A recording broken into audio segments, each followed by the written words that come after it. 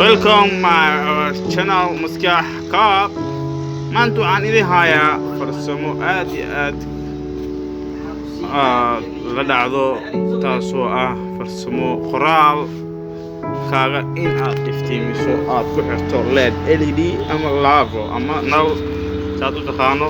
Waxaan sameynaynaa maanta magac logo ah بعدين waxaan sameynaa ama video oo aan ku sameynayno logo design ah taasoo iftiiminayno recordkeena xiga.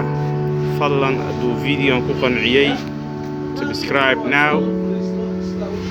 halkan waxaad ka baran doontaa farsamooyin aad iyo aad ku qanciyo oo aad wax badan ka faa'iido. hada daawo videoan subscribe saar saad ula socoto videoda kale aad faa'iido doontaa insha Allah.